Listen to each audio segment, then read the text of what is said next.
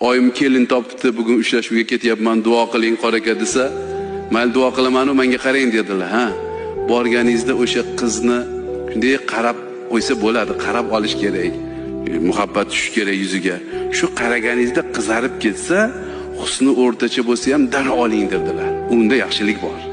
Qizarib ketsa, shunday qarab turaversa, osmonni oy bo'lsa ham olmang dedilar. To'g'ri. Bitta gap gapirsa, ikkita gapirsa olmang uni. Ertaga 50 ta gapiradi.